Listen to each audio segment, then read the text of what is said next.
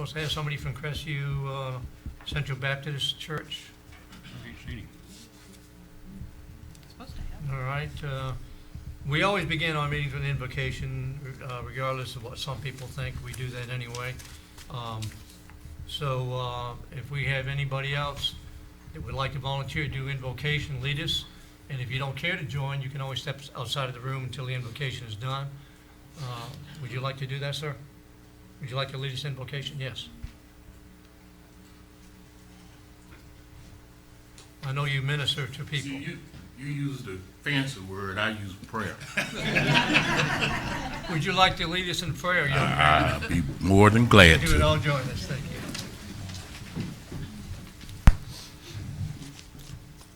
Dear Lord, O gracious Father, we come before you this evening, Lord, to worship you and to honor you and to discuss things that's meaningful and benefit the whole community.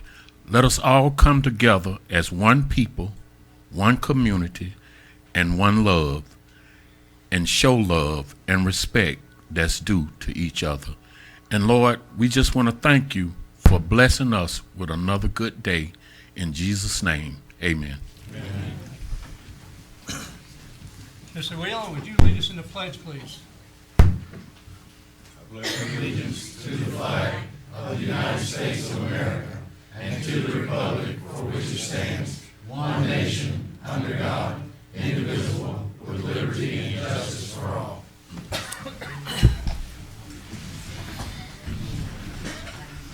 Thank you all for doing that. At this time, I ask that all city council members please sign in. Are we up and running? Hold on a second. Okay, there you go. All right, have it noted, all council members are here, as well as our esteemed mayor, Mayor Cadle, our city clerk, Betsy Roy, sometimes I call Betsy Ross by accident. Our attorney is here, and on the left are the people that run the city for us, our department heads. We appreciate you all being here this evening.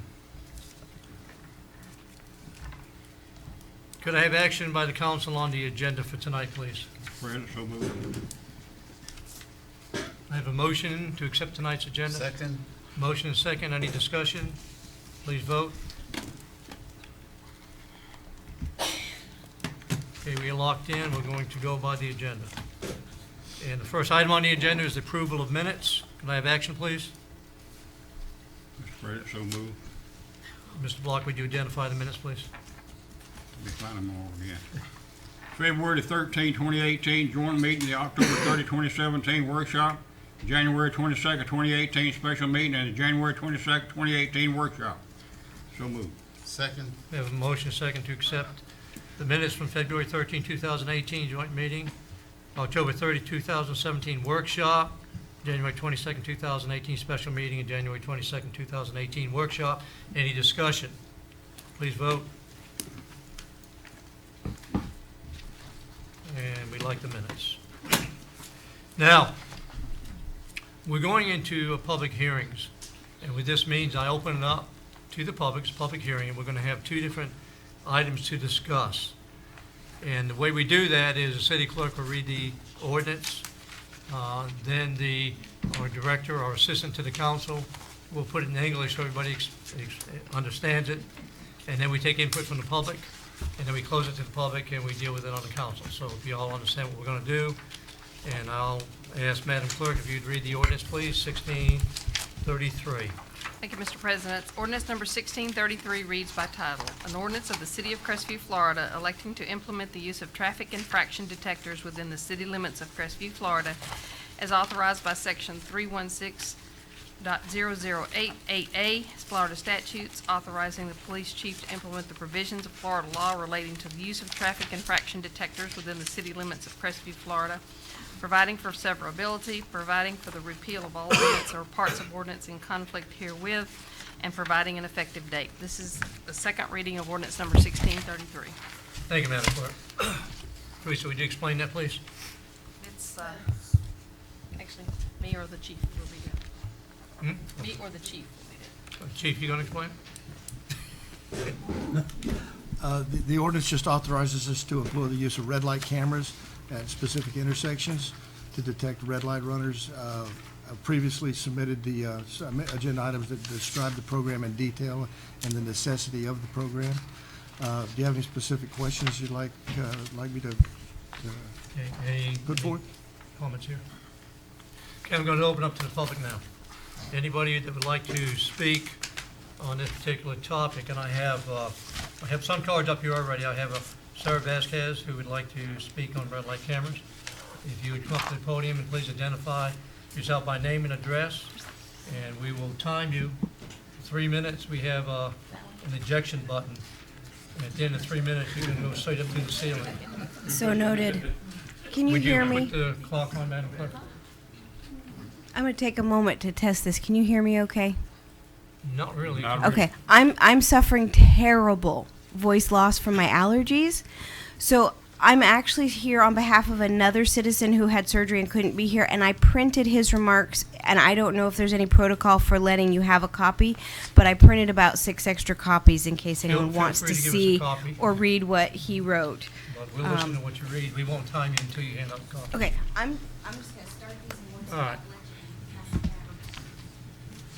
And I apologize. When I volunteered to read, I could speak. So my name is Sarah Vasquez, and I live at 600 Northview Drive in Crestview, but I am here tonight to speak for Ethan Maslow, who lives at 6468 Wulani Boulevard in Laurel Hill. And as you can see, his remarks are a little long, so I may go a little out of order from what he says to make sure the meat of it gets inside the 3 minutes. Are we ready? Okay. So he says, Crestview City Council members, today I am writing you in regards to the current proposal of adding traffic camera lights at certain locations across the city of Crestview. I am currently unable to attend tonight's meeting due to recently having surgery. As a citizen, taxpayer, and voter, I am 100% against traffic camera lights and their implications in the city of Crestview and to all of its other citizens for a number of reasons. Number one, traffic cameras cause rear-end traffic accidents. And as an example, he cites several national traffic experts consulted by the Tribune, he does not say of which city, called the study a valid examination of that largely mirrors the results of similar scientific efforts conducted around the country that found moderate decreases in T-bone crashes coupled with increases in rear-enders as drivers hit the brakes to avoid camera-generated tickets. The study results showed red light cameras are responsible for a non-significant increase of 5% in the total number of injury crashes, a statistically significant reduction of 15% in angle and turning injury crashes, and a statistically significant increase of 22% in rear-end injury collisions, the author wrote, and that actually came from the Chicago Tribune. If I have time, I'll circle back to a second example. The following information is just one instance article statistic that can be found across different academic and news media showing the same information again and again. By installing these cameras, will you be trading one problem for another? You will be trading one problem for another. What are you solving? Number two, what are these red light cameras really there for?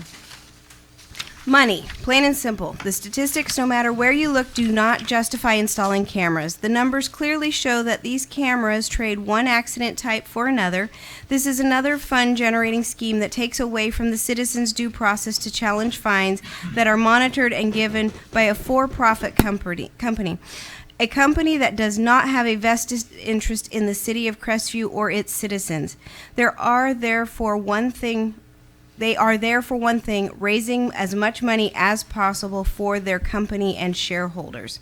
In fiscal year 2013, the state of Florida collected about 53% of the revenue from red light cameras in 76 jurisdictions across the state, a total of $52 million. That is 3 times what the state collected in 2011. You're gonna have to wrap it up. Sir. Okay. So his third point addresses police and needing to have more police rather than traffic cameras, and his fourth point states that the state of Florida has attempted and continues to pass legislation attempting to ban the red light cameras, and if the cameras are banned by the state, what will that net effect be on Crestview? Thank you. I'm sorry, 3 minutes. That's going all right. real Thank you quickly, very but much. If we didn't do that, we'd be here until after midnight. And we do have the written version, we can reference that. Thank you. Michael Lango, you want to speak on, red lights? Afternoon, Council. Michael Lango. I live at 187 Nunn Drive, Crestview, Florida. You all have seen me a few times. The red light camera problem, I know from spending numerous hours and days and weeks with my son in South Florida. They had the cameras. They got rid of the cameras because the city couldn't afford all the contesting of the tickets from a third-party agency. I don't think it's fair that the lowest bidder is going to have the right to send me a ticket, and I cannot confront my accuser. I don't care if it's time-stamped. I get a power surge in my house, I have to reset the date and time on my phone. That red light camera, I don't trust them. I don't think it's fair that the lowest bidder, and we all know what the government does for the lowest bidder, is going to have the authority to send me a ticket. And when we do this, we need to put in there the process to contest said ticket, because there'll be a lot of contests. People are contesting tickets now. It's going to get worse because there's got to be a non-law enforcement mail going to be sent. She is 100% correct. The rear end accidents increase in those areas with red light cameras when people realize that they're there and they get caught in a situation. Traveling Highway 85 at certain times of the day, the red lights aren't a problem. It's the traffic. I know you guys cannot control the traffic problem, but that's going to create even more, because now you're going to have people trying to either get through the light or not get through the light in the traffic.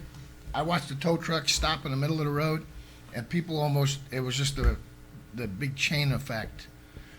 I'm against them. I'm going to protest if I get that one of those in the mail, because it's going to come from a non-law enforcement agency. I would hope you guys would think about that, please. Thank you. Thank you, appreciate it. And next we have John Mayfield. You'd like to speak about the cameras also? Good evening. I'm John Mayfield, 5119 Whitehurst Lane, Crestview, Florida. Several years ago, my parents were victims of an accident here in Crestview where the other driver ran a red light. My mother was airlifted to Pensacola and spent several days in the ICU.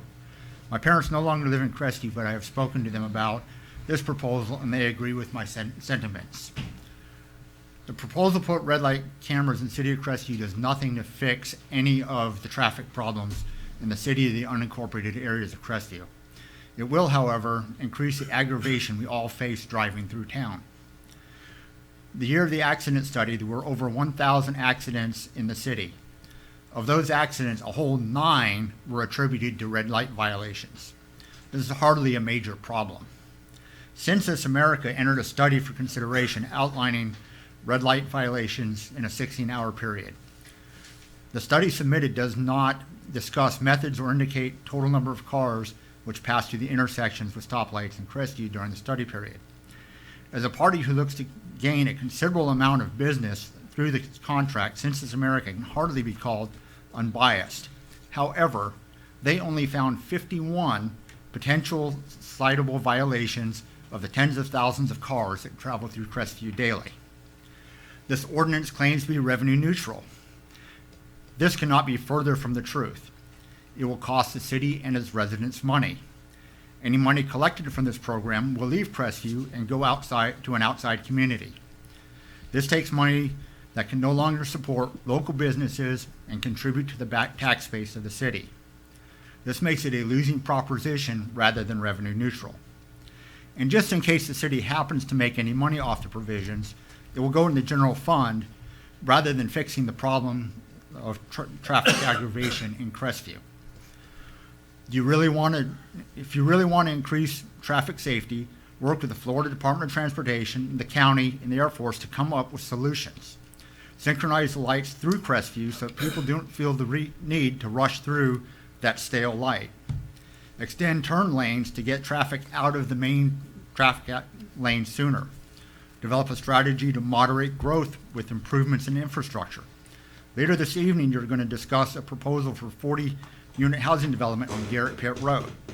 Nowhere in this discussion is how it is going to affect traffic on Antioch Road or through the rest of South Crestview. You are contributing to the problems rather than solving it. Thank you. Thank you, appreciate it. Does anybody else want to speak on this particular ordinance, red light cameras? I have a couple more here, but it looks like they want to talk about RVs and camping. So anybody else on red light cameras? Okay, at this point, then I'm going to close it to the public and bring it back to the council. And I'm looking for action by the council at this time. Mr. President, Yes, Mr. Cox. I move to adopt ordinance 1633 on second reading and send to council president, mayor, and city clerk for signatures. Mr. President, Yes. second. Okay, I have a motion and a second to adopt ordinance 1633 on second reading and send to council president, mayor, and city clerk for signatures. Any discussion? Mr. President. Yes, Mr. Blocker, go I ahead. would like to see verbiage added there for a 12-month trial period.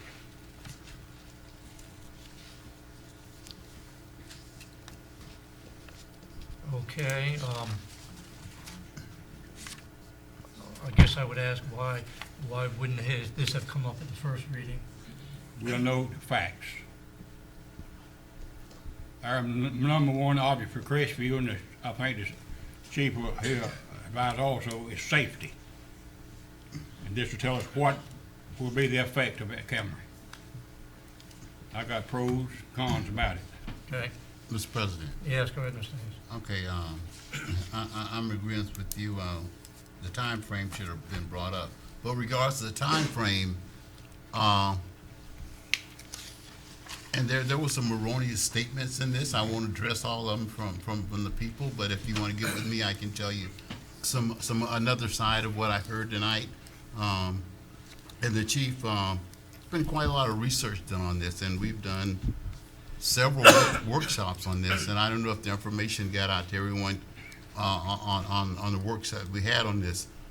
But far as the reason I'm going to be voting, I second the motion, going to be voting for this, is that one of the things, if we find out that it's not helping the city,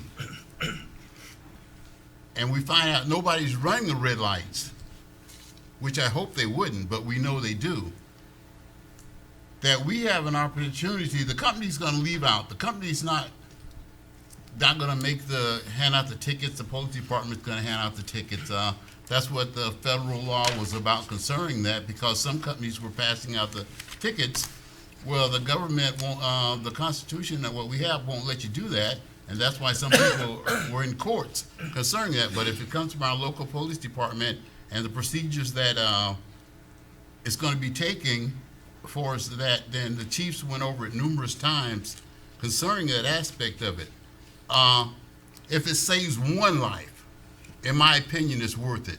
If it was my kid and somebody sped through there and killed my kid, then that one life to me is worth it. Now, if you're not speeding, you have no concern about this. But the people who don't observe the red lights, and it's quite a few. If you want to come sit with me on some of the intersections for a couple hours, I think you'll see what I'm talking about. But I'm going to vote for this because I think it's for the safety of the citizens. We have laws that state the speed limit. We have laws about running the red light.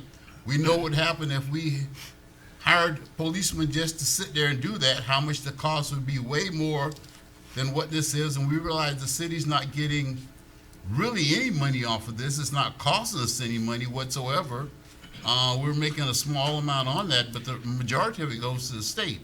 The part that we would, if we make any money, is set into separate funds, and the chief can explain that to you. So that's why, if it doesn't work, we'll be the first ones to say, take it out. And the company will be the first one to tell you, hey, you don't have any problem with speeding. There's no need for us to be here. That's all, Mr. President. Yes, Ms. Fairclough. Mr. President, I'd like to ask the Chief Taylor a question. Free to do that, go ahead. Chief Taylor, does the company providing the cameras, do they issue the tickets or does the city issue the ticket? No, sir. A sworn police officer will be issuing the ticket. That's what I thought. Thank you. Any other comments, questions? Okay, my turn. As I think most of you know, I opposed this at the first reading, and I continue to oppose it. Part of it begins with the Big Brother concept. We have cameras looking everything we do. And, you know, and Councilman Cox brought up a good point. The speeding, the speeding is a bigger problem than running red lights, so should we have speeding cameras? We can have cameras for red lights, cameras for speeding, and we just get into this whole concept of everybody taping everything you do and then send you a ticket for it. But anyway, one of the points brought up, all the studies I've looked at, there is an increase in rear-end collisions because when people recognize it last minute, they see the sign, monitored by red lights, and slam on the brakes. I've also talked to local police officers, deputies in the Okaloosa Sheriff's Department, state police. They've all told me the same thing. JB, stay away from them. And that's one of the things I always identified, increase in rear-end collisions. I also want to allude to something I mentioned last time and one of our citizens brought up. Of 1,080 crashes last year, only 9 were directly attributed to red light cameras. Chief said at that time there may have been more and you can't really tell. All I know is the stats given to me. And the stats were 9 out of 1,080, which is less than 1%. 0.08% of our crashes are attributable to running the red light. An audit in St. Petersburg, one of the reasons they abandoned them is because they showed it did decrease side impact collisions but increased rear end collisions. The issue in front of the state legislature has gone away. They closed out their session on Sunday. So the bills they had to get rid of them are a dead issue this year, although they come back every year. But there still is something of concern to me, and that is the Supreme Court lawsuit right now that they addressed in February. Now, Mr. Cox talked about actually, Mr. Faircloth, my bad, talked about at one time the companies were issuing citations, and they were sued, and they lost, one county lost 42,000 tickets because the company was issuing them instead of an officer, and that was found unconstitutional, and they abandoned that. But what the current lawsuit is, here's what happens now, is the company monitoring the red lights makes a decision which ones are going to be seen by the police and which ones aren't going to be seen by the police. They say, this looks like a real one, this looks like a fake one. And so the police only look at the ones this company tells them. The lawsuit is, what gives this company the authority to do what the police should be doing, make a determination whether there should be a citation issued or not. So if the Supreme Court rules in favor of Jimenez, who has filed a lawsuit, then that means our local police will have to look at every single video given to them as a possible violation.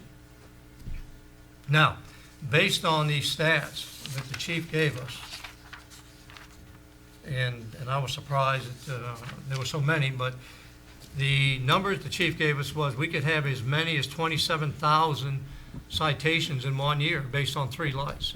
Is that not what the statute gave us during our workshop? Okay. And that was based on 3 intersections. So I took a third of those out because we were only going to use 2 intersections. That means 18,000 citations. If the Supreme Court rules against companies looking at them, that means we're going to have a police officer looking at 18,000 violations. I equated that to 1 minute per video because that's what it records. I broke that down to months, days, and hours. It will take 7.73 hours a day for an officer to review all these 18,000 citations we could possibly have. That's just reviewing the video. I don't know how long it's going to take to write the citations, mail the citations, the cost of doing the citations, mailing them out. I don't know that. But just this 7.73 is kind of a mind blower to me. It appears to me that we were going to need additional manning if we go into this program.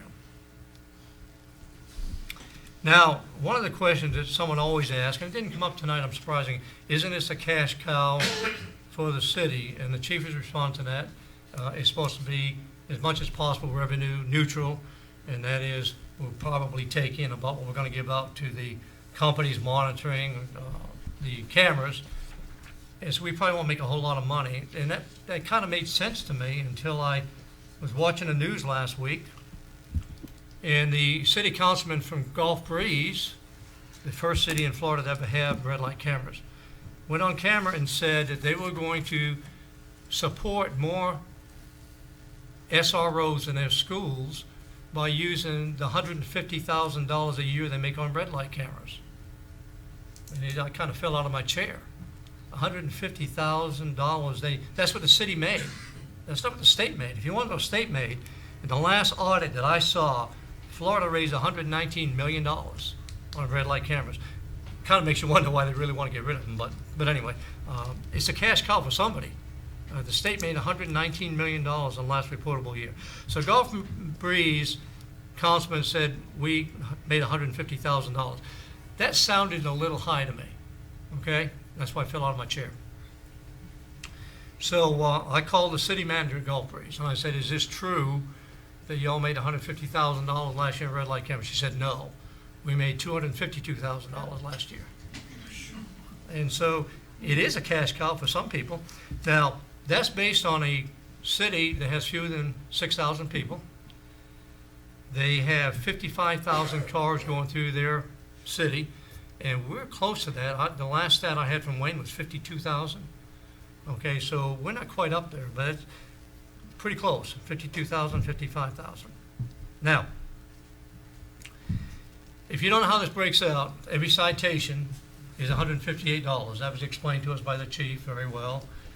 And $158, $113 goes to the state of Florida. $45 comes back to the city, but the city is usually going to forfeit that by paying the red light camera monitoring people. And so that's why we say it's kind of revenue neutral. In fact, the contracts we sign will actually say if we don't make enough to pay them, that we're not going to pay them. They will take a loss. And at some point, when they're taking a loss, they're going to pull out of town because they can't continue to operate and take a loss. But I want you to look at this. If in fact we had 27,000 citations, and I narrowed it down to 18,000, and we got $45 per ticket, that's an ungodly amount. And that's why I'm not sure that your amount is really that valid. I'm using your numbers. They sound awful high to me, because if I take 18,000 citations a year times 45, I get $810,000 a year. And if we back out the expense to the red light monitoring company and the management company, which I wasn't really aware of, we were going to have two different contracts. This is about $180,000 a year to them. We're still going to make over $600,000 a year, unless your stats are really off. And I said, I don't know. I used the stats you gave us in order to come up with those amounts. It appears to me that the safer thing to do, and I know it might be coddling our people, but we tend to do that anyway, is to increase the length of the yellow light. The Florida statutes say that the minimum you can have is 3.4 seconds on the yellow light, and the max is 6 seconds based on the approaching speed to the intersection. So the lower the speed, the less time you get to react. And you can't go below 3.4. And by the way, there were lawsuits before when cities put in red light cameras, they were accused of lowering the yellow light timing. And they had lawsuits over that, and I don't know if anything was ever proven, but I checked with our transportation people. I don't know if you know this, but the lights that are in Crestview are in our city, but belong to FDOT, but controlled by the county. That's government in action, people. You gotta love it. But anyway, I called the county transportation people, and they told me one of the lights at Redstone and 85, which is one of the ones we're concerned about, is set at the minimum, 3.4 seconds. You are allowed to go above the minimum. You can't go below the minimum and try to trick people, but you can go above the minimum. And I would recommend that that's part of the solution. I don't know what it is at 85 and 90. They didn't have that available, but they said the intersection to I-10 is the full maximum 6 seconds. So as your approach speed goes up, the timing on the yellow lights go up. It just seems to me that instead of running a test that's gonna cost a lot of money, that we might want to try running a test on increasing the timing of our yellow lights and see if that decreases our problem. And with that, I will cede my time. Mr. President. Any other comments or questions? Mr. Fairclough, have at me.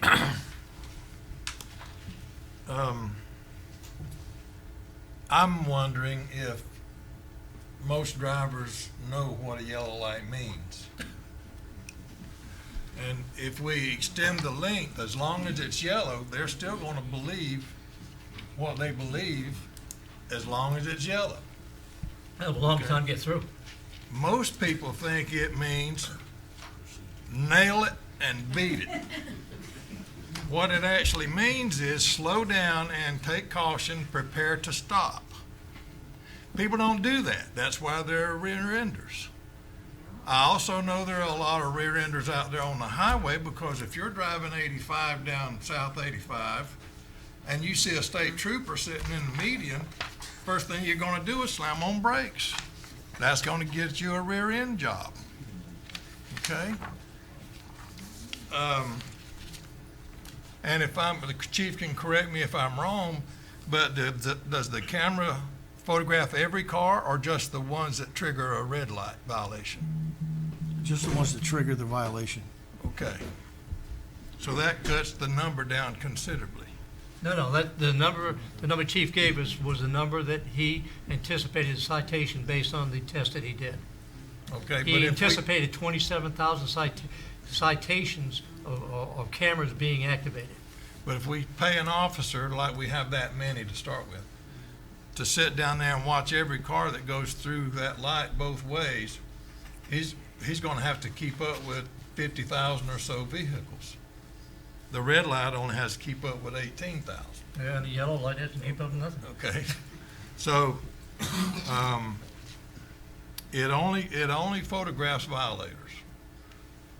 Or potential The- violators. The number is dependent on the drivers, if they will learn what the yellow light actually means, okay? Actually, if I may correct you, it doesn't photograph just the violators. If you come to a red light, and it's a right-hand turn, and nobody's coming the other way, and you don't come to a complete stop and you turn right, under this statute, that is not a violation, but it's gonna photograph it. The And it has to be Florida viewed. Florida statute says you may turn right on red after stop. But this says you don't have to come to a complete stop. Mr. President, point of order, please. Point of order. Mr. Fairclough has the chair, has the floor if I think correctly, and we shouldn't have a debate between that. Whoever has the floor at the time is Mr. the one Fairclough has the that's floor. just, he has the. He has the floor. Thank All you. right, thank you, sir. Okay. Well, I was coming to the end of my remarks anyway, but I don't see how a company's rules and regs can supersede state statute. No, it's a state statute that governs the red light cameras. And that says that you will not be issued a ticket if you do what's the word they use, a cautious and some kind of a turn without coming to a complete stop. That's in the state statute. I'll have to look that up and read it. I don't know if I have it with me, but I know that it says right turn on red is after yes. stop. But it also says you're gonna get a $262 ticket if you get stopped by a police officer, and you only get 158 if you go this way. So, any other comments or questions? All right, we have a motion and a second. And let's go ahead and vote. And if you voting for it, it'll be yea, and if you're not, you're against it. One more word on discussion. Okay, Mr. Blocker. Is it feasible that we could add that 12-month trial basis? I don't. I'd like the attorney to comment. You can stop at 12 months if you want to, Exactly. but I'm not talking about having in this ordinance, that you got a right to, repeal 30 the days. ordinance. Repeal the ordinance. But, the way it is, you've already had the first reading, now you're on the second reading. True. You have to go back through the whole process. End of my question. Okay, I think what the attorney said is that we can stop it without changing the ordinance, so Yeah, that would be fine. no problem. All right.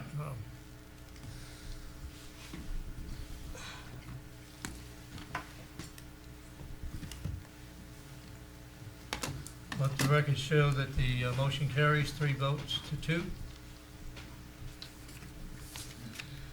And we will now move on to 7B, which is ordinance 1634, storage and temporary use of recreational vehicles. And if Madam Clerk would read that, please. Ordinance number 1634 reads by title. An ordinance of the City of Crestview, Florida, providing for authority, providing for purpose, providing findings of fact, providing for the amendment of Part 2 Code of Ordinances of Crestview, Florida, Chapter 102 Land Use Regulations, Article 22 Mobile and Manufactured Housing, providing for the repeal of Section 102-537, house cars and camp trailers used for living and sleeping purposes prohibited, except in licensed trailer park, and Section 102-538, storage of camp trailers, other types of house trailers, providing for the addition of Section 102-537, outside storage of recreational vehicles, and Section 102-538, temporary use of recreational vehicles, providing for severability, providing for the repeal of all ordinance or part of ordinances in conflict herewith, and providing for an effective date. This is the second reading of ordinance 1634. Thank you, Madam Clerk. Teresa? Okay. Gentlemen, the purpose of this amendment is to provide an orderly, safe, and effective parking of recreational vehicles within the residential districts of the City of Crestview. Furthermore, this amendment will bring the City of Crestview's land development regulations into the present and allow for a more orderly and flexible means of protecting the public's health, safety, and general welfare. The staff has found the following to be true and correct and factual. The amendment will promote safe storage and operation of recreational vehicles within the city's residential districts. The amendment strikes a balance between what was previously permitted to occur in residential districts and the absence of any regulation concerning recreational vehicles. This amendment is in response to the public outcry and concern and seeks to find a compromise between conflicting public interest. A public hearing has been conducted in accordance with Chapter 166.041 Florida statutes by the Crestview Planning Board, sitting as the local planning agency, with its recommendation reported to the City Council. A public hearing precedent to final adoption of this ordinance has been duly noticed and conducted by the City Council.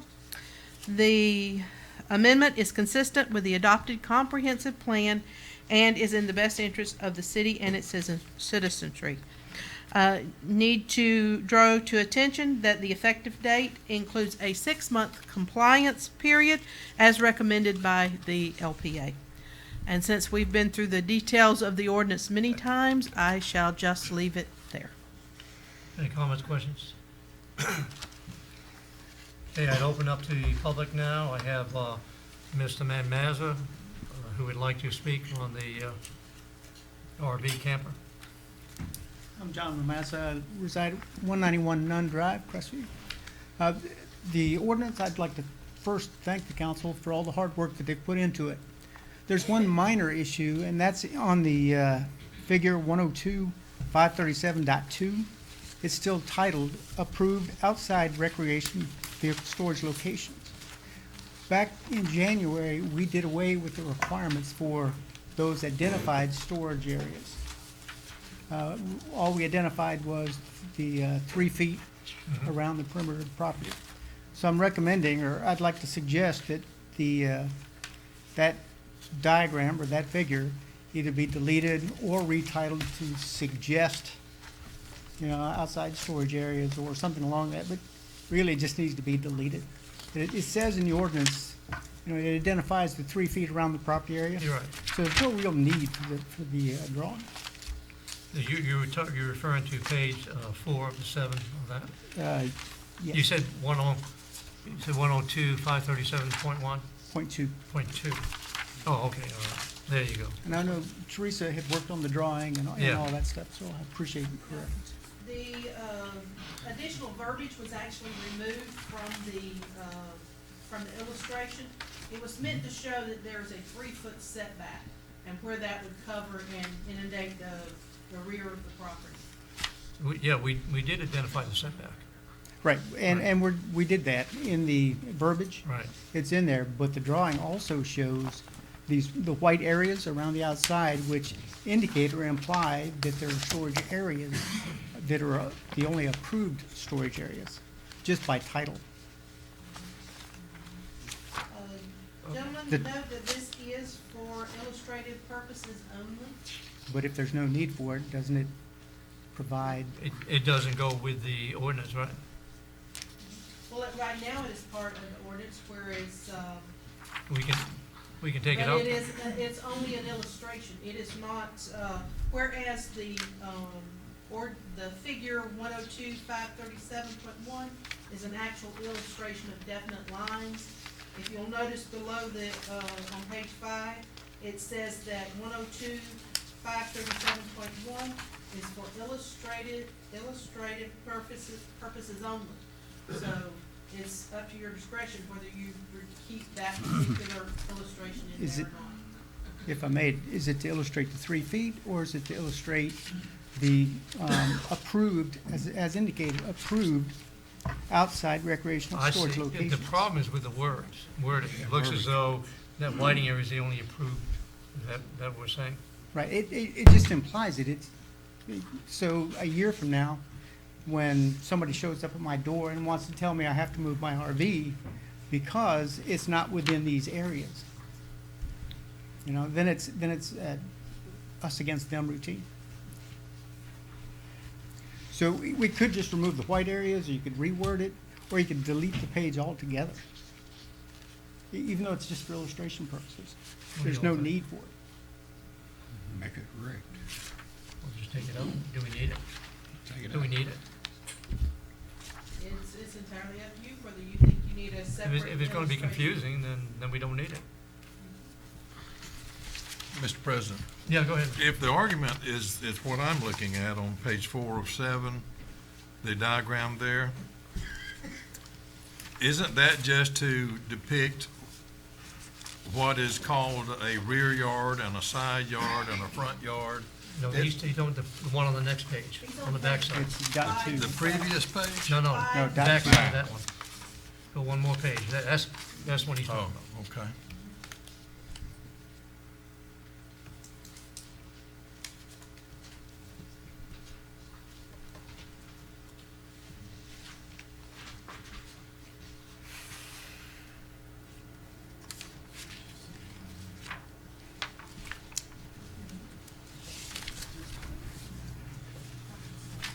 Okay, haven't looked at it. Anybody have any problem with that? Illustration, keep it, let go, what?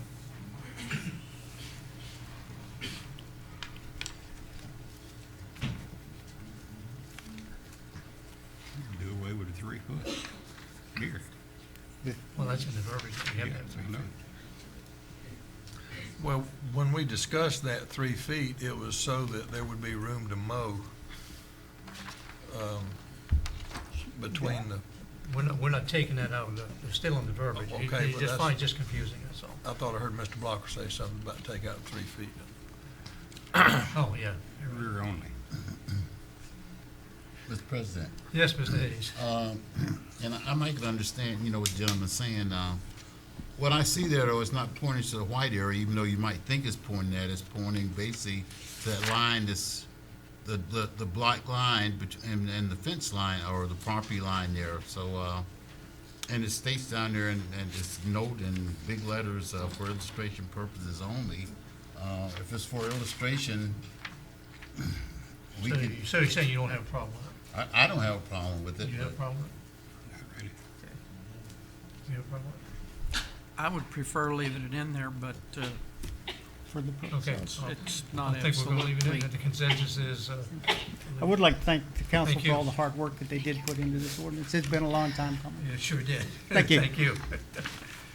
Michael Lango, you wanted to come back up and talk on the campers or not? No. Oh, okay, just had both of them down there. Ms. Jones, I know you're out there. I Keep up too with- would like to thank council for all the hard work you've done. We took something that was draconian in the way it was drafted originally, and we used some common sense as something everybody is. The gentleman brought up the part about the illustration. The illustration doesn't, for a layman who's just looking at the ordinance, it's confusing. Just take the white boxes out. That's common sense.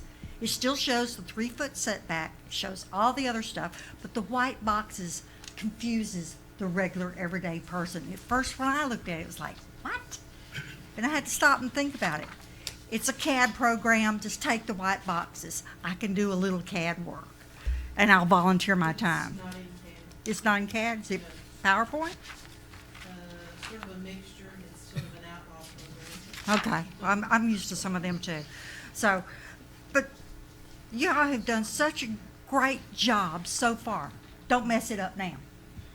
Okay? You got a good ordinance here that everybody can agree on. So let's not get wrapped around the axle over some white boxes, okay? I'm not a fan of them, but let's not get wrapped around the axle about that. You got a good ordinance, everybody's happy. And that's all I gotta say. All right. Thank you. Thank you. In spite of that, I think we decided that we're not gonna do anything with it, right? Leave it as is. Okay, bring it back. Any other comments on the RV's camper? Okay, I'll close the public hearing and bring it back to the council for action. Mr. President, Yes, Mr. Hayes. I move to adopt ordinance 1634 on the second reading and send to council president, mayor, and city clerk for signatures. Second. I have a motion second to adopt ordinance 1634 on second reading and send to council president, mayor, and city clerk for signatures. Any further discussion? Please go to voting.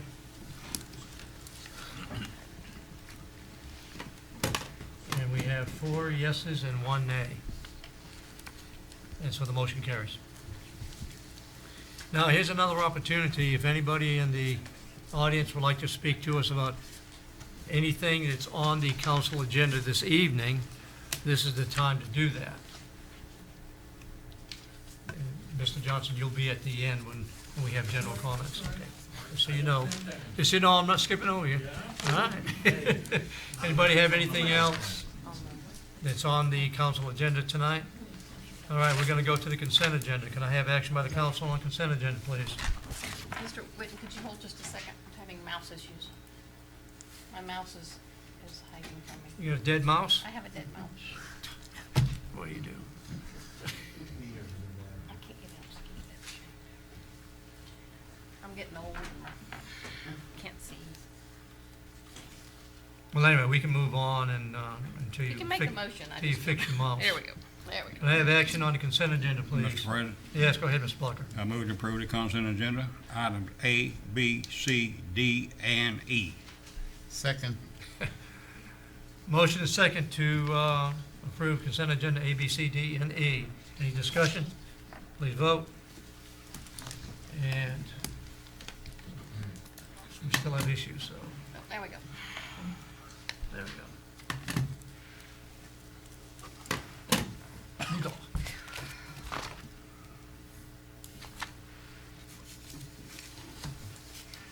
Twice is better than one. All right.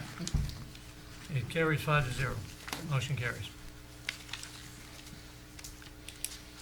We have no resolution this evening, no committee reports, and no scheduled presentation from the public. We're moving right along here. So we're down to item 13, project reports and comments from the mayor and the council. I'm going to do a real quick legislative update. I went to Tallahassee a couple of weeks ago, met with our senator and 2 of our representatives. And besides talking a bunch of issues, I talked about transportation, roads, and congestion, traffic congestion. So the good thing that came out of that was Senator Gainer's office The senator had come to Crestview last summer and heard from everybody we had a problem here with traffic in Crestview.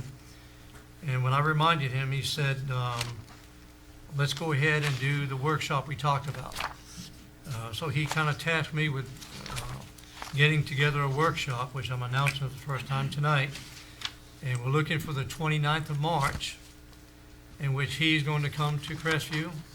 And he wants former Senator Don Gates, and he wants Representative Ponder, Representative Williamson. He wants the Director of FDOT, District 3. He wants a representative from Eglin. He wants county commissioners. He wants the mayor and city council, and our transportation people. And he wants to spend a whole day in Crestview talking about nothing but transportation. His goal is, after one day, that we walk out of there and have a plan that the city, the county, FDOT, and the state all agree on this is what we do for Crestview. Now, he has to do it between the 15th of March and the end of this month, which is a tight schedule. And so I called in the big guns. I met with Commissioner Felton last week and asked him to help me get these people on board. And he's doing that. He's contacting some of the people. I'm contacting some of the people. And so it's not firmed up for the 29th of March yet. And if we don't firm it up real quickly, we may not be able to have it because of the publicity we have, the public notices we have to do. But that's what he asked for, and we're working as hard as we can. I didn't hear from his office today. I asked him to confirm that date, and I haven't gotten an answer back. But what I want all of you to know is that these trips to Tallahassee that some of us make, and are not paid for by taxpayers' dollars. Let me stress that.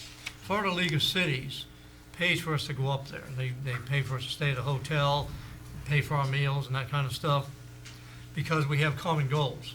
We're up there representing them and us to make sure home rules stay in the city. And so we represent them, we represent the city, represent you citizens. And I just wanted to make sure you know that that's what we do when we go up there, and we're getting some good results.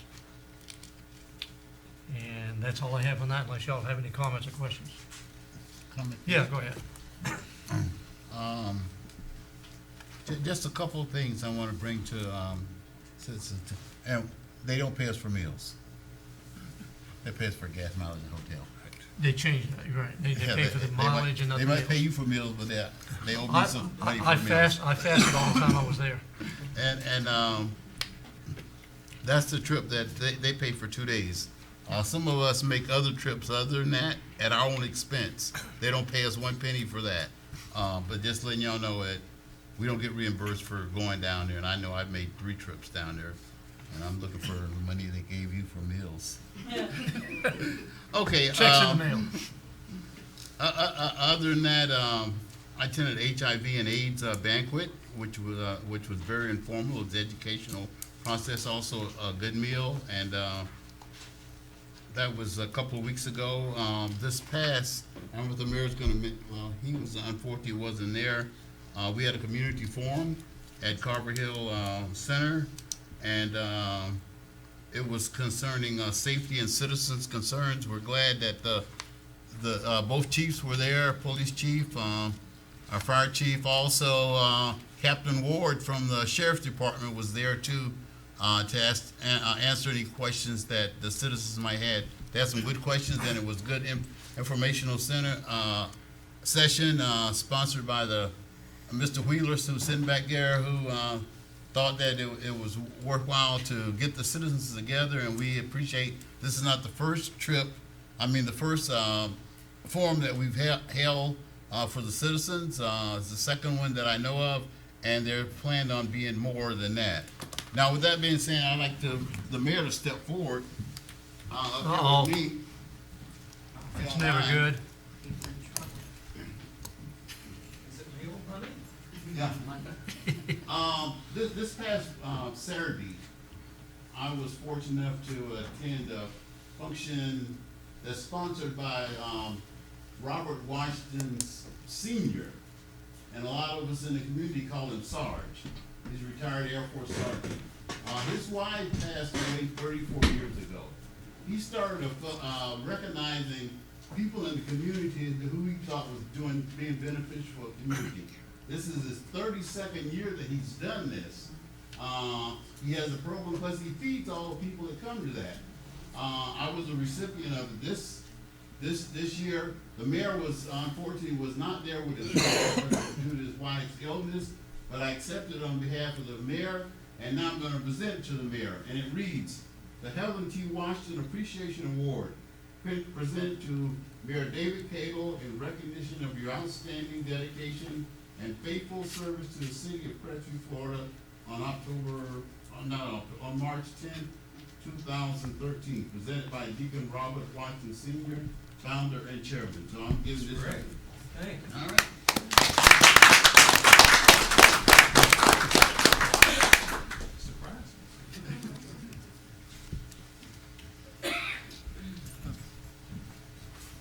Mr. Mayor, now you're seated. Do you have anything for us?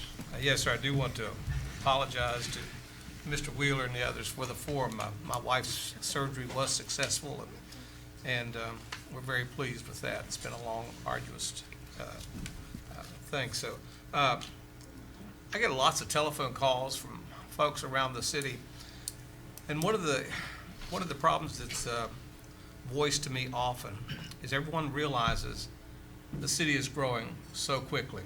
There's certain areas that we're having a hard time keeping up with. And that has to do with our parks and our playing fields, because more and more children are becoming involved in what we have, and we haven't been able to expand those fields. And Mr. Steele and I have been talking about, he gave me some ideas about what a few other cities were doing. One of the reasons we don't we stopped sponsorships several years ago for our teams because everyone wasn't getting the same amount of money to sponsor those teams. And finances such as they are, we have not been able to purchase more property to expand the fields, playing fields. And some cities have established a parks foundation made up of personnel within the city, not employees, but private citizens who raise funds to give to the city for the expansion of their parks program.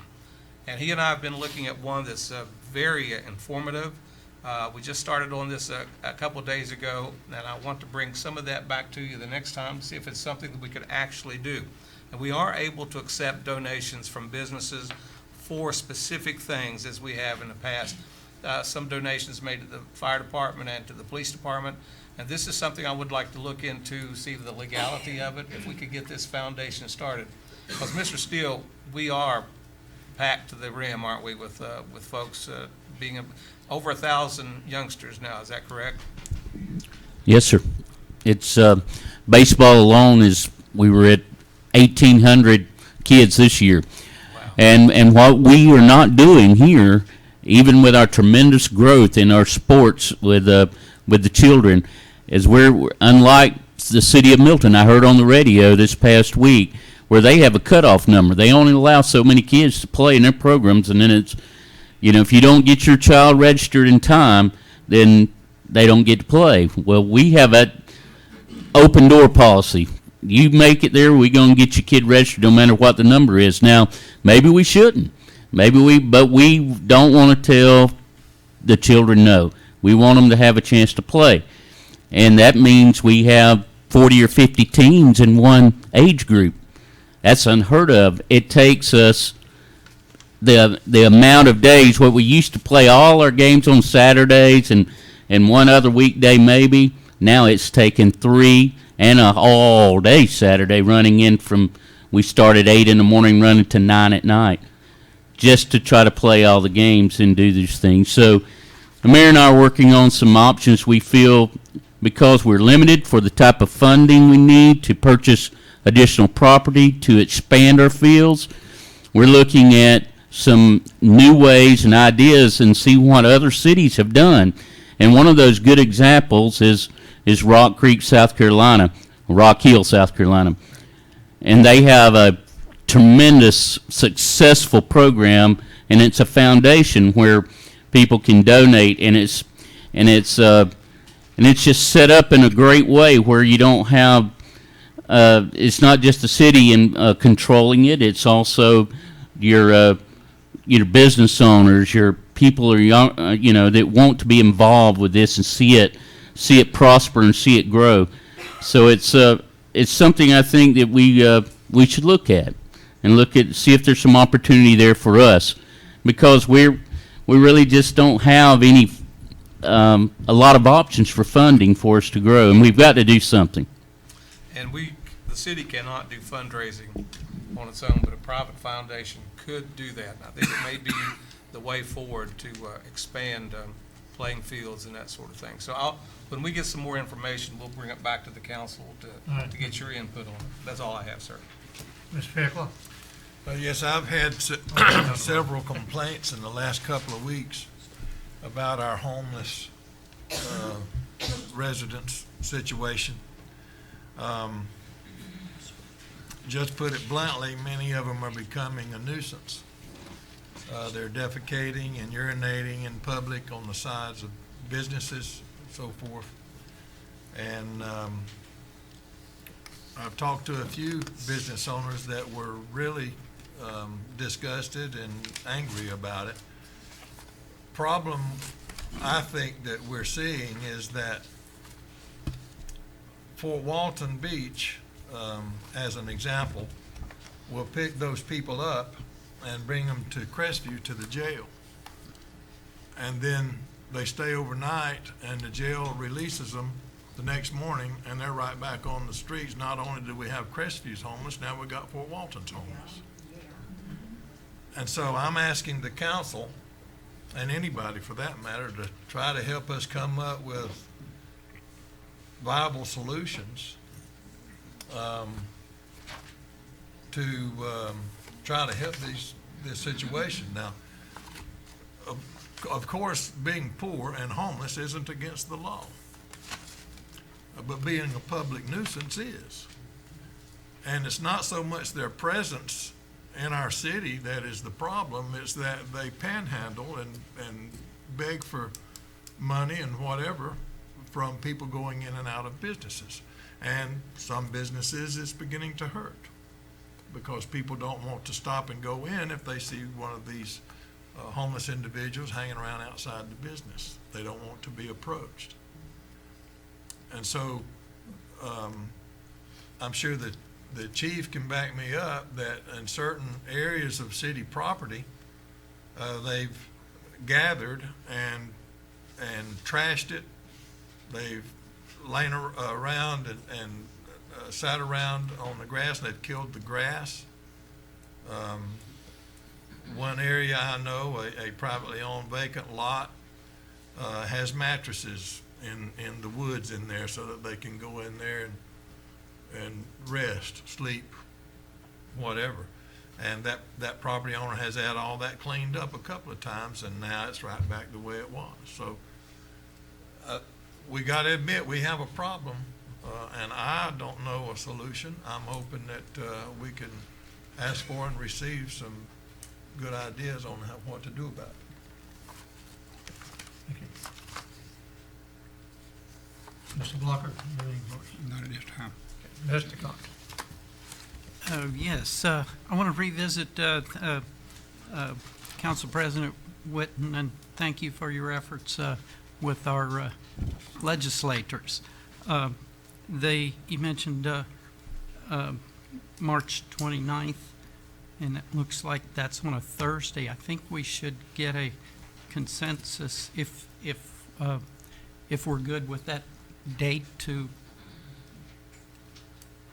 do it at that time. We're not the only players, though. I mean, it may not be good for us, but if it's good for the senator and good for representatives and good for the commissioners, we might be locked in. He wants it Okay, before I'm the end okay of the- with it. I just, it wasn't asked of, we as a city should firm that up. If that's the date they want, then we need to be able to say, yeah, we can do that. We don't know if that's the date they want. He wanted it between now and the end of March. Yep. And I had to put it the furthest day that I could in March because it's gonna be so hard to put together. So I came up with the date. If you want to make it some kind of a motion consensus, I don't really care, but if the senator tells me he wants to come 28th, he's gonna come 28th, whether you like it or not. Okay. You're gonna have to have a public notice in the paper for public Hmm? notice. I said you're gonna have to have a notice of a meeting. Oh, yeah, and that's why I'm saying that we have to lock it in real quickly because it takes so many days to get the public notices out. I can't lock it in if he doesn't tell me when he's gonna be here. As soon as I know, I'll get the word out. I'll wait for his response. Anything else from council? Okay, then we need to go to 13B, which is election of a new council president and vice president, so. I'm glad that was changed. It said 5-1, and it was changed back to 4-1, so that's good. Mr. President, Yes, go ahead, Mr. President. I respectfully request that my name not be used in nomination for president or vice president. Mr. President, I respectfully submit that same. But I would like to offer a motion. Yeah, also. go ahead, if you would, Mr. President. And I'd like to make a comment before I make the motion. I think our president has made a great effort to look out for the city in the position that he's held. He's held it respectfully, and people look up to him. So with that being said, I'd like to nominate Mr. JB as the current president that he retained in that position for this year. We have a motion. Do we have a second? I would second. A motion second that I remain in this position for another year. Discussion, please. Mr. President, Yes, go ahead, Ms. Blocker. you done a pretty fair job, Oh, thank you, Mr. Blocker. Thank you. but I would also like to see our vice president, see what kind of job he can do. He might can outdo you. But now you done closed nominations. I didn't close anything. We have So a, that's opening. I nominate Bill Coxford. now, wait a minute. You can't have two Let's- motions on the floor. Let's We have a get rid of motion- this one. No, we have a motion and a second. We're in discussion, then we'll vote. That's right. Then if I lose the vote, then you can make a motion for somebody else. You know, you used to be president, you know how it works. I'm gonna tell you how it is. No, you can tell me how it works. Okay, any more discussion? Okay, we have motion and second for me to retain position for another year. Please go to voting.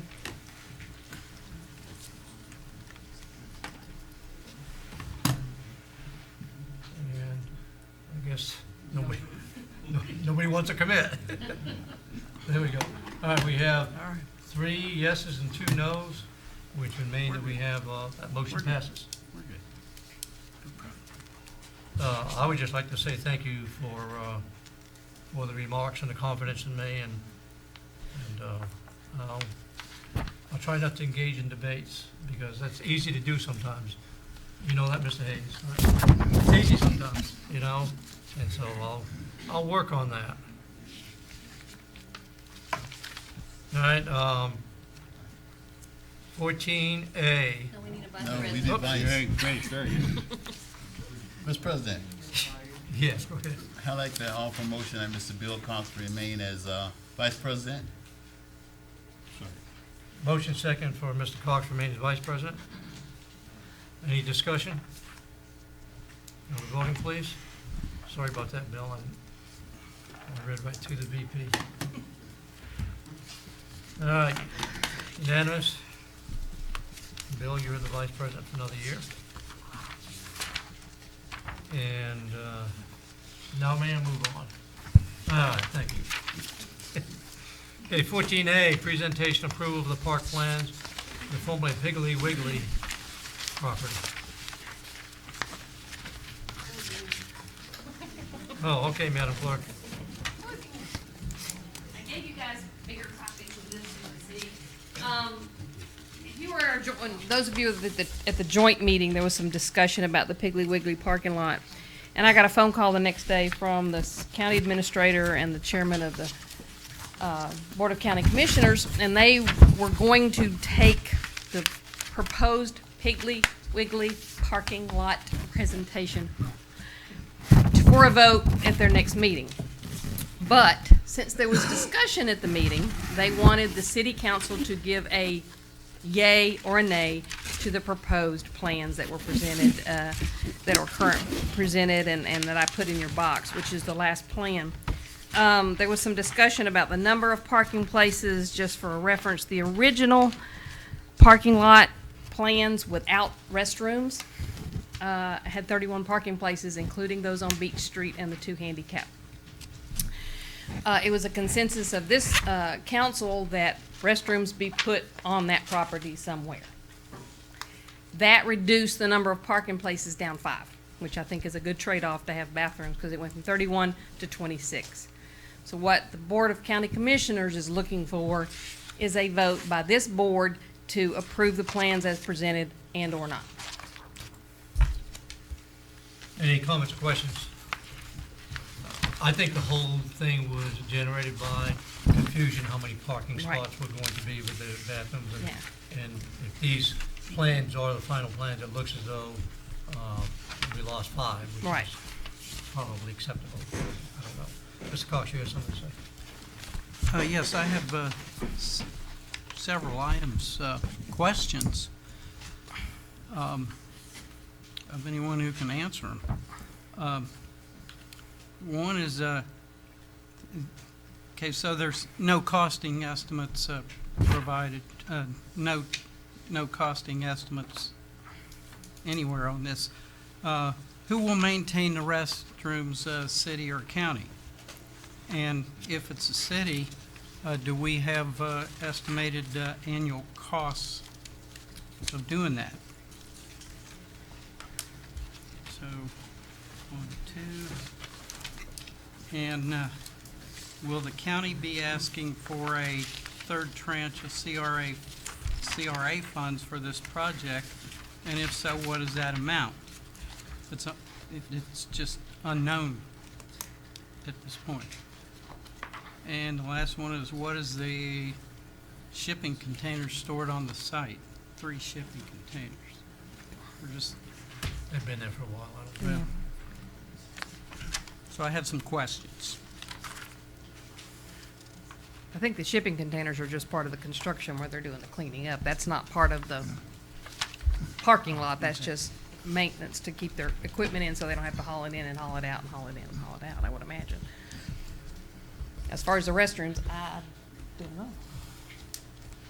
I can't answer that because I- I submitted the cost was $16,000 for the design that was submitted, but I can't answer the maintenance or continued maintenance or anything like that because I don't know what the council and the Board of County Commissioners decided upon. Nor do I. My recollection says that the city, the county would maintain the park and the city would maintain the Well, I restrooms. think that's the way I remember it. City or CRA? City, CRA. Yeah, CRA money was going to maintain the bathrooms once they were installed. That's what I recollect at the CRA meeting. We should have an idea of what that estimated annual cost. Well, I can It's gonna provide be- one. I so- can provide one for you. I know that Chuck gave me an idea, but he said that we could actually absorb that into our existing maintenance crew, but he had a breakdown, and I'll get that and give it to you. Mr. Hayes, I believe you had a comment. No, it was just that, well, basically, the plan we're looking at is the plan for just the construction of the park and that's basically the other. As far as that, we did mention, if I remember correctly, about, what the city would, Mr. Steele just verified that, what the estimate for the bathrooms would be, and we know why we're doing that and the need for it. Far as I remember, I have to look back in the minutes if they're recorded, that the CRA basically was gonna cover that, about the maintenance of the bathroom. I might be wrong, but I think you're that's right. what it was. And I don't know why the containers are there, but I figured it probably is I construction thought it was- process. That's construction, I'm sure. Mr. Block, you had something? Go ahead. My question is, I want to be brought updated. I went back and tried to research where and when And I need to look at that documentation where the CRA approved the financial cost of producing this park. We voted, we gave them the money already. Yeah, I know we gave it to him, but I don't ever see where we legislated converting this park, taking away all these parking places. All right. And number two, I've talked to other county commissioners of this thing, and if this park do go in as we got these proposals, who is going to cover that with insurance? I don't think that we ought not to own don't own the property, but yet we got to provide the insurance. That's a liability to this city here. I'm not an attorney, but I don't believe that's right. If it's county property, we won't have liability. County property, they should be responsible. Yeah, the county actually paid for the property. It is not city property, it's county property. They bought the building. But I was told by a county commissioner that they are expecting the city to provide the insurance for that property. It's their property, Mr. President. Yes, go ahead. It's not our property, and we're not gonna pay taxes on something that's not our property. That's what I know. And we're not gonna pay We got- taxes on anything, neither are they. These But- serious leaders that I don't agree with. Okay. Basically, and we can make the approval of the plans contingent upon getting the information, but what they're wanna, is this the plan we want? And then we could, if there's issues, then we can go to the county commission at the, It's a plan Next we meeting. approved in the CRA, so I don't know why. Right. because they asked, Yes. that's what the county asked for. Yes, Mr. Parker. 2 weeks ago, on a Tuesday, 20 minutes after 12 o'clock, I drove through all of this parking lot, Piggly Wiggly, by the bank, drive-through bank, down Main Street. I found a total of 11 parking places at 1220. We need every parking place this Piggly Wiggly can provide, in my estimation. All right. Okay. Any other comments, questions? Can I have action by the council, please? Mr. President, Yes, go ahead, Mr. I'd Hayes. like to offer a motion that we approve the plan, for the park plans as presented. Well, would you read it directly out, and that way we'll be consistent? I don't know where it is. Well, Carl, Yeah, Mr. where it is. Harris. Thank you. Mr. President, I move to approve the former Piggly Wiggly lot parking plans as presented. Motion second. Second. Motion second. Any other discussion? Please go to voting.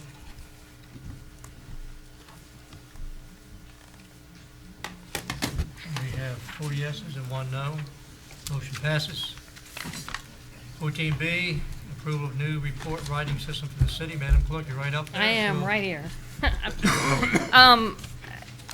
This is kind of a strange request. It's not a strange request, it's a necessary request. Right now, we have our system, as you know, is Naviline, which became something else, and now it's Superion. And at that point, when we took it over, and for the last several years, there's been a report writing program called Cognos. And what that Cognos does, or did, is take information from all inside of HTE and produce a report. For example, you guys have all seen the Manning document. That is not a document that can be produced out of HTE unless you go in and take this document and type it in, this document and type it in, and this document and type it in. The Manning document is presented from all those informations. And Cognos is going away April 1st. It will be no more. So all these reports that we need as necessary when you guys ask for information, or citizens ask for information, or the department heads ask for information, will no longer be available unless you take 6 different reports, have somebody sit down and extrapolate that information, which this new report writing system can do in a very short period of time. The biggest difference, and it is expensive up front, it's like everything with HTE, it costs up front. But in the long run, we'd have to hire 3 clerks to extrapolate this information every time everybody wanted to report. The good part about the new Cognos system, the new report writing system, is that at this point with Cognos, there's two people who can do reports for the city, and that's myself and the finance director, because it costs $1,200 a year to do those reports. With this new system, every department head that has access to HTE will be able to go in and produce reports. It's an unlimited user-based program, so Teresa, Tony, Wayne, anybody can go in and produce the reports that they want without having to go to somebody else to have it done. So the initial cost, full cost is $27,000. I think we can split it between utility and general contracting, and if not, at the end of the year, we can take it out of contingency. But we need this report writing basic because the reports that HTE produces are the reports that HTE thinks you need. What we need and what HTE thinks we need are two separate things. Comments, questions? Go ahead, Mr. I Fairclough. had a similar problem with my laptop. Every time I wanted to do something, it would tell me that this is no longer supported. So I had to bite the bullet. Buy a new laptop. So get it up So to you say speed. you're supporting biting this bullet. You gotta get up to speed. And like I said, the reports, the bad part, and this includes training. They will come in and train up to, I have to go back and look at my notes, but at least 5 people for the main one, and then they'll come in and do a class for everybody that needs to write reports. So there's a 40-hour training involved with this as well as follow-up. So it's a good we have to have it because we have to have all these reports that are not necessarily one that we get from HTE. And going into budget season, your city clerk is begging for you to please approve this report writing system. Any further comments? Action by the council, please. Miss- Mr. Cox, your turn. Mr. President, I move to approve the new report writing systems as presented with monies coming from contingency accounts if needed. Second? Motion second to approve the new report writing systems as presented with monies coming from contingency accounts if needed. Any other discussion? Please vote.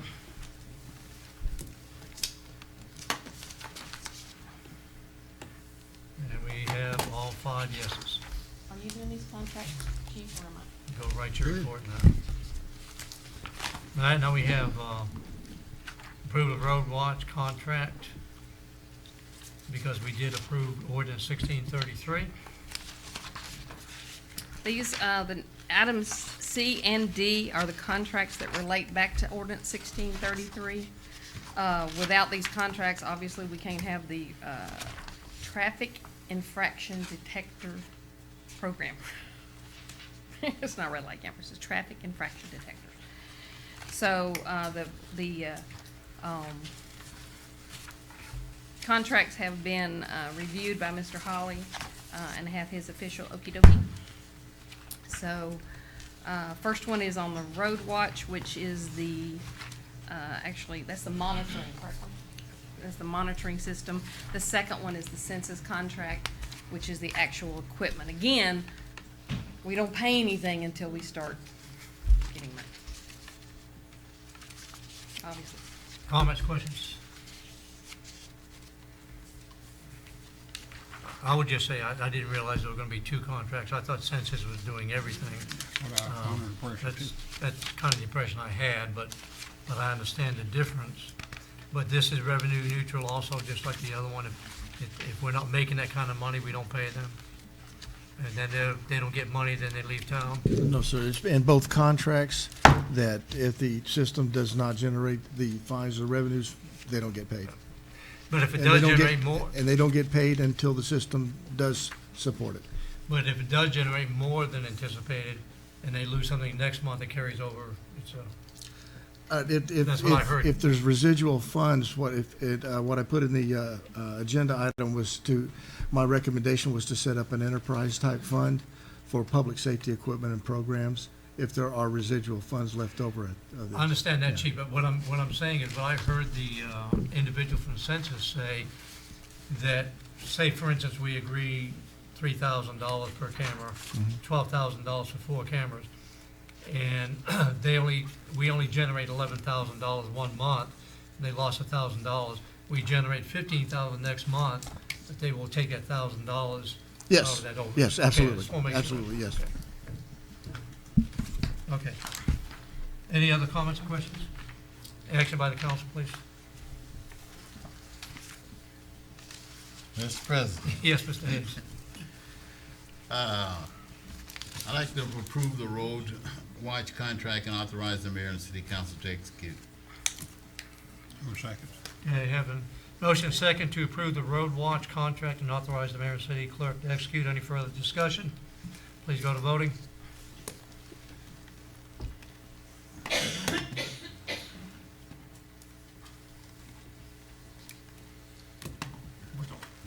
There we go. All five in favor. Chief, in spite of me, you got one contract. All right, 14D is basically the equipment contract. Again, we don't, if there's no funds to pay for it, then it doesn't get paid for. And I'm sure after a certain amount of time, they'll say. Any comments, questions? Action, please. Mr. President? Yes, Mr. Cox. I move to approve the census contract and authorize the mayor and city clerk to execute. So moved. Motion second to approve the census contract and authorize the mayor and city clerk to execute. Any further discussion? Please go to voting. Again, since we agreed to have them, we gotta pay them, so I'll vote for it.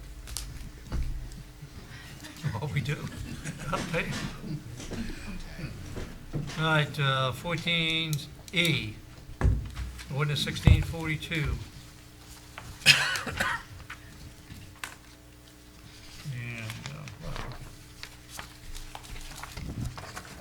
Who would like to read that?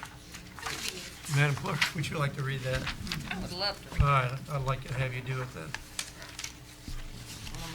Oh, wrong page. Ordinance 1642 reads by title.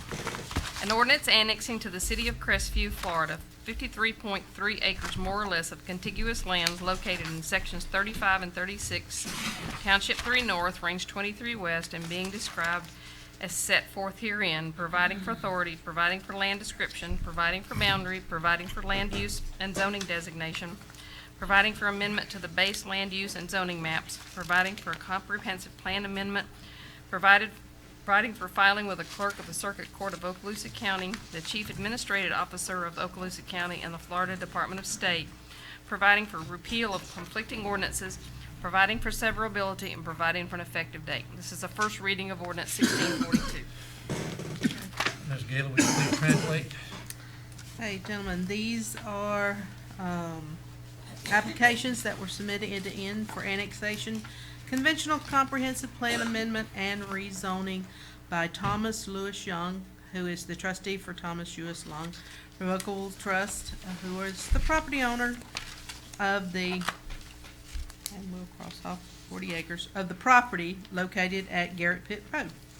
The property owners want to develop a single-family residential home subdivision to be known as Cherrybrook.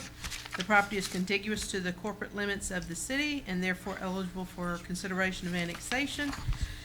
In discussion with Public Service, the water and sanitary sewer is available and sufficient there to meet the demands of the new development. The demand for affordable single-family homes is on the rise in Crestview. Phase 1 of Cherrybrook development will probably provide about 100 homes, and at the present time, they are negotiating with D.R. Horton for construction. So, this is in 5 individual parcels, so that's why your description is so very long. Any comments, questions? I have one question, is that, if I have the right location here, isn't the major access a dirt road, is that correct? Garrett Pit Road. Garrett Pit. Garrett Pit Road. Is that the dirt road? Yeah. Yeah.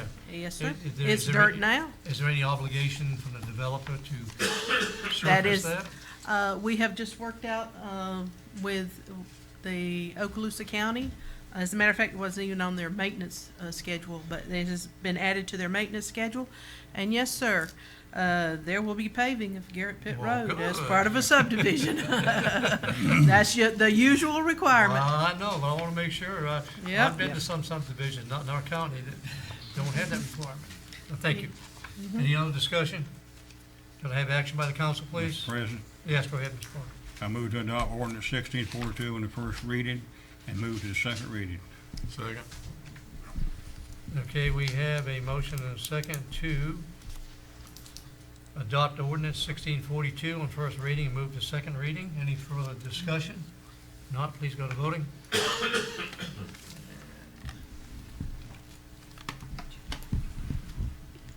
Yep, we lost it.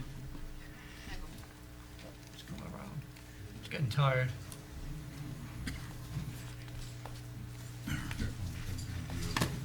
Well, it said I'm voting.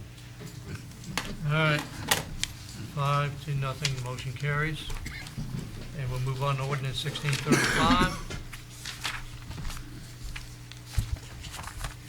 Madam Clerk, if you read that, please. Thank you, Mr. President. Ordinance number 1635 reads by title. An ordinance of the City of Crestview, Florida, amending its adopted comprehensive plan, providing for authority, providing for finding of fact, providing for purpose, providing for changing the future land use designation from medium-density residential future land use category to commercial future use land use category on approximately .63 acres more or less in Section 4, Township 3 North, Range 23 West, providing for future land use map amendment and providing for an effective date. This is the first reading of ordinance 1635. Gentlemen, the piece of property we're talking about is right here on, this is Garden Street, Hammock, this is parcel right here.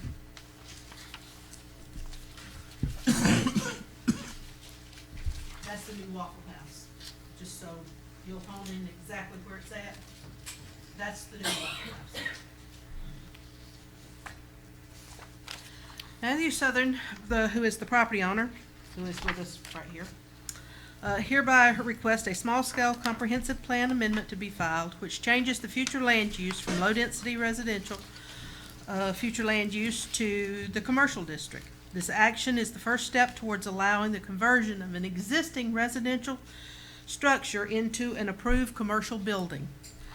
The property owner is a local businessman and will utilize this as office space.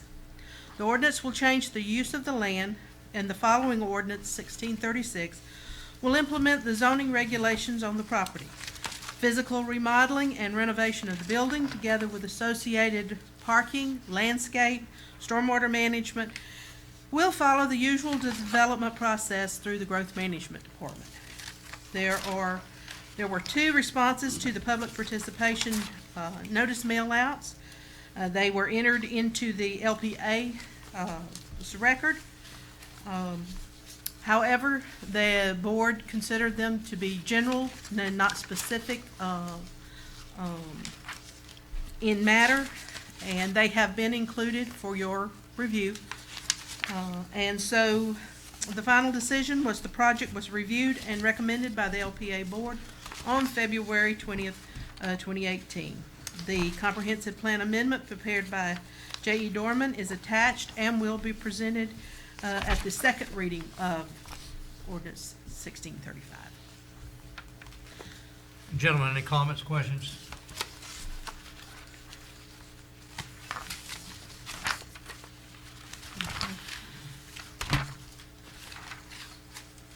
None?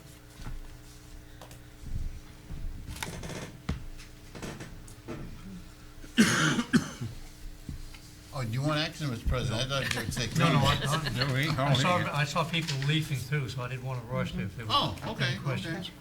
Okay, so, action by the council, please. Mr. President, Yes, go ahead, Mr. Parker. I move to adopt ordinance 1635 on the first reading and move to the second reading. Second? Have a motion second to adopt ordinance 1635 on first reading and move to second reading. Any further discussion? Please vote on it.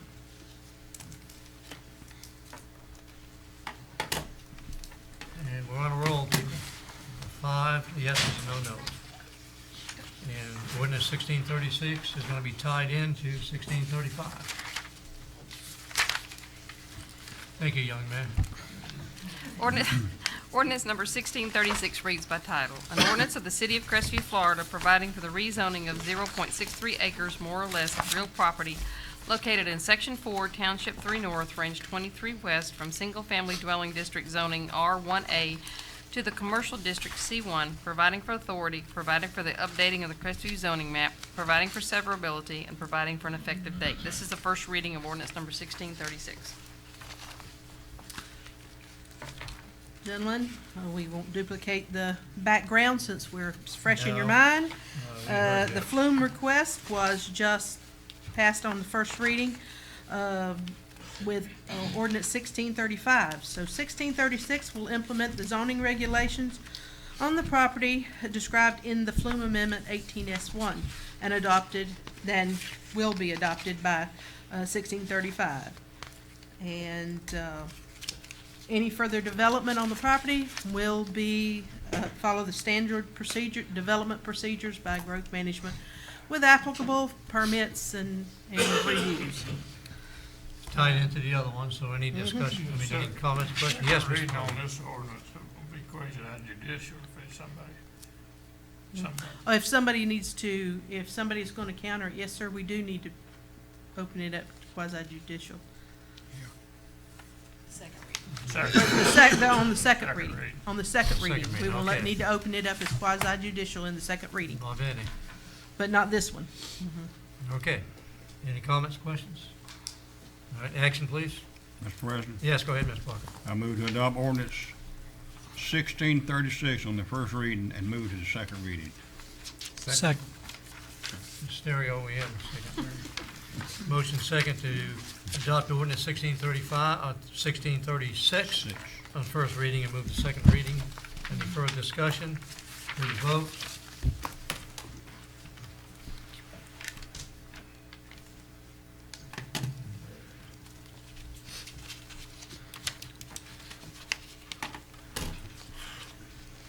I think I need these batteries. Just easy to raise our hands.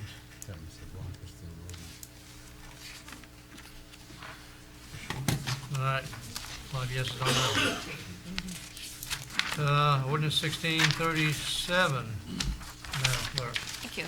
Ordinance number 1637 reads by title. An ordinance of the City of Crestview, Florida, amending its adopted comprehensive plan, providing for authority, providing for finding of facts, providing for purpose, providing for the changing of the future land use designation from commercial future land use category to medium density limited residential future land use category on approximately 9.2 acres more or less in Section 21, Township 3 North, Range 23 West, providing for future land use amendment and providing for an effective date. This is the first reading of ordinance 1637. D.R. Horton, Inc. is the property owner. Jenkins Engineering, Inc. is the authorized agent, and Matt Zinke is the project engineer, and he is here in the audience with us if you have questions. Hereby request a small-scale comprehensive plan amendment to be filed, which will change the future land use from commercial to medium-density limited category. This action is to take place to facilitate the residential development of single-family attached home complex, otherwise known as townhomes or I think you're going townhomes, correct? Townhomes. This is located on Redstone Avenue East. It's just south of the Iron Gate subdivision. And there are several maps that are attached in there that'll help you zoom in where it's at. It's sort of sandwiched in between Iron Gate and Holly Rod and Holly Park. It is actually two almost 4.5 acre parcels sandwiched in between Long Sword Drive. Questions, comments, gentlemen?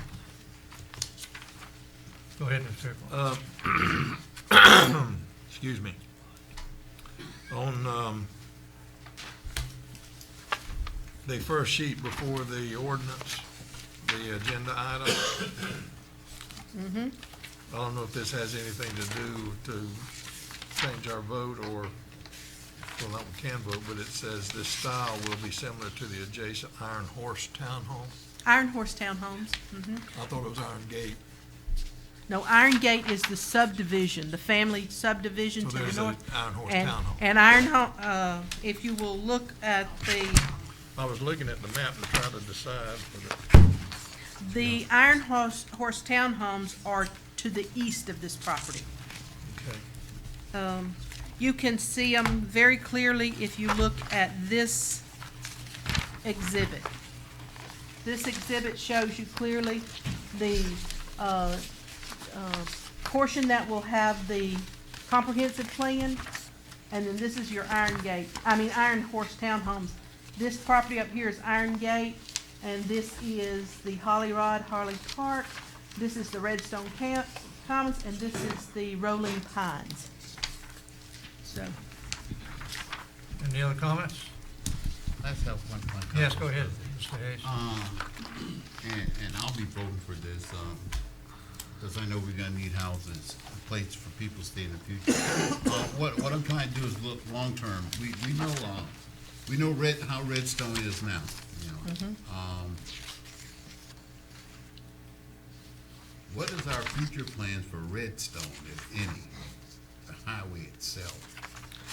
well, that sort of materializes with, as the traffic analysis boot up as to how they're going to improve it. But I would defer to the Public Services Director if and when Redstone would need improvement.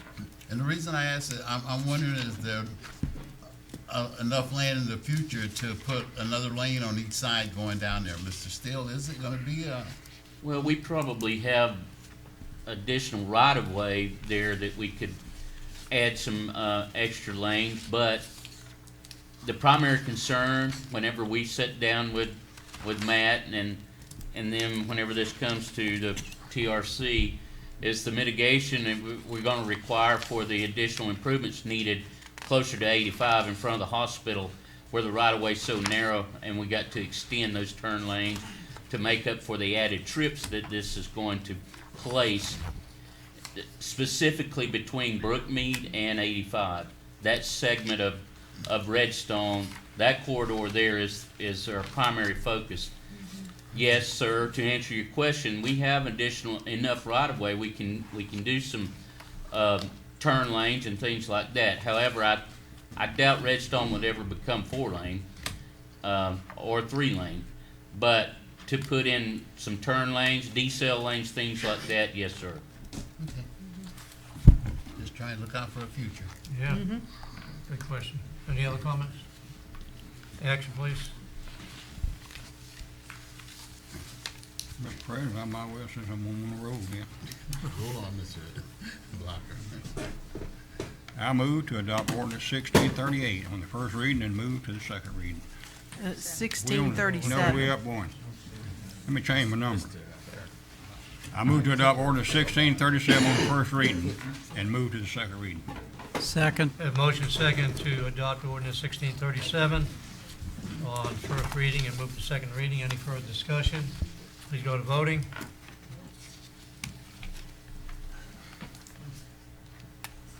And we have 5 yeses there.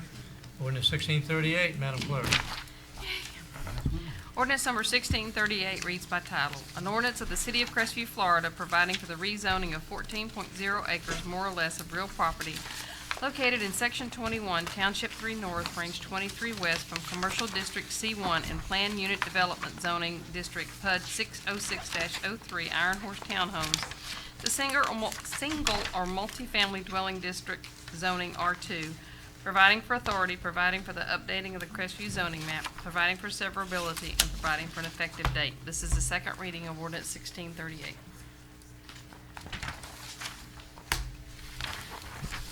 And then we're gonna utilize this little map since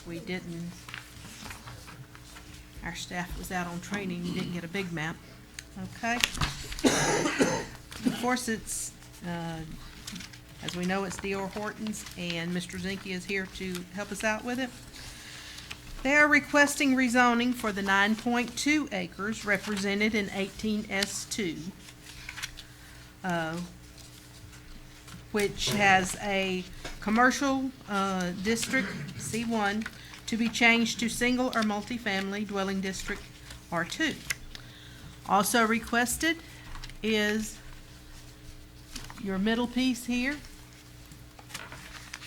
which is 4.8 acres, and it's shown in your packet.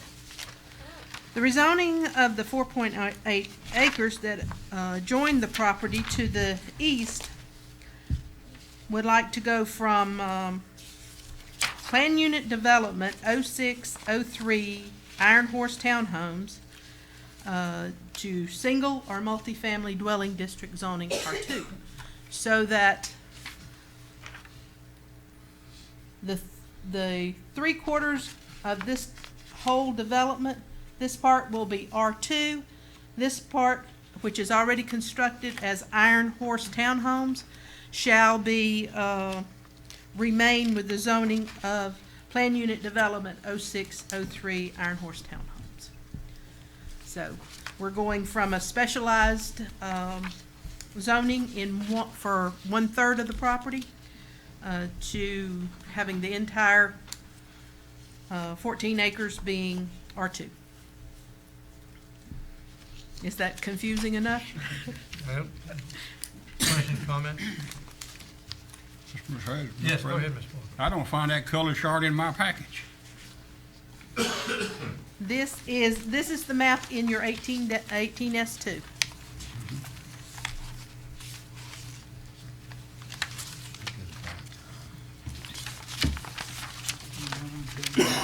Should be. No. This is part of the package that was sent. If I ain't got a map, I can't find You it. got part north there? No, he doesn't. Well, just provide me one, would you, dear? Thank you. But it's part of the 109. I think it came through as black. Any, Came through as black and white. any questions about it, though? No. Okay. No comments? Nope. Thank you. Now, this is another one you have to place it out. Judicial hearing. At the second reading?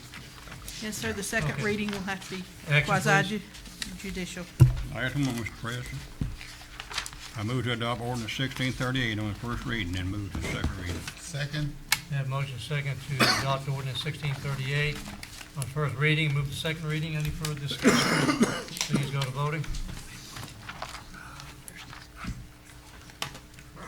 And we have 5 yeses there. Thank you so much. Thank you. Extended time in front of us.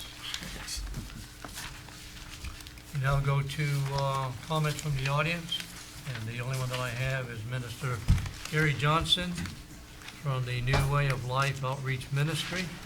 And Mr. Johnson is representing a group, and he's going to be entitled to 10 minutes instead of 3 minutes. Madam Clerk, if you would do so.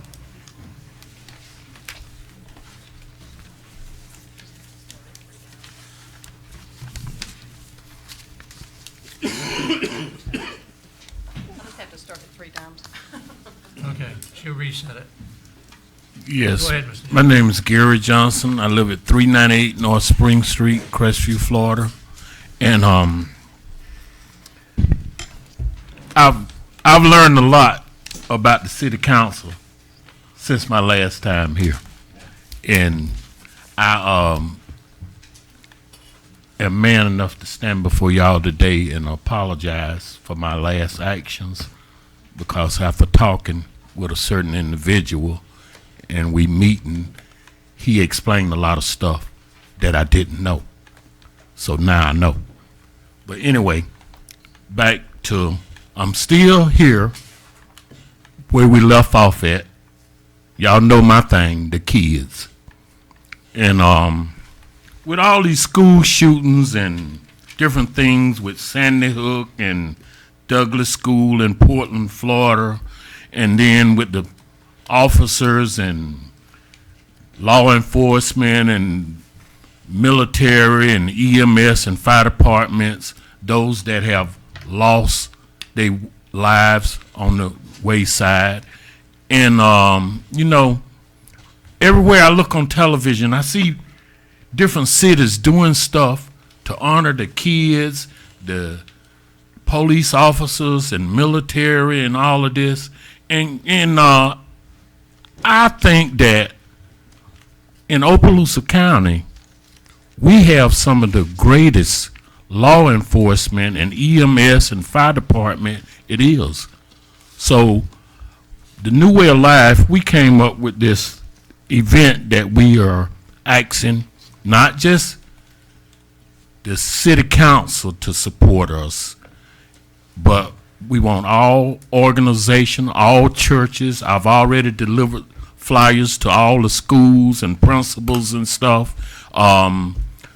A major from Eglin is going to come and speak, Captain Ward, and we just want everybody to come join in together. And I think we should have some type of appreciation to show these people's love and respect that's well overdue, because they leave their families day by day, night by night, and put their life on the line to make sure that we sleep peaceful at night. And not saying, you know, that it's just something we should do. I feel that we owe that to them, because look at what they do for us.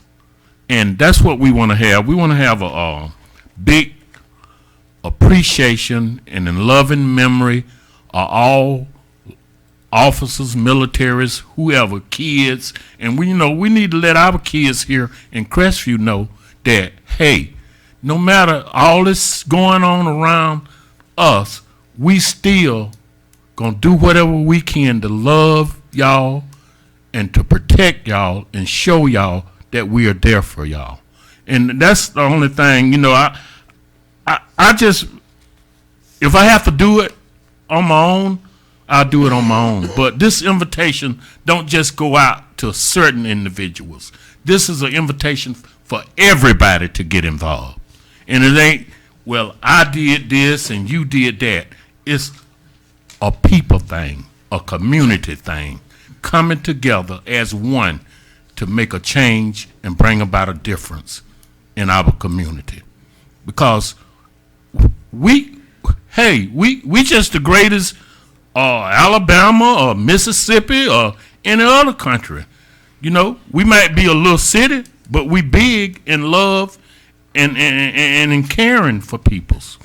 And that's what I want to come together and we express and show them on March the 31st.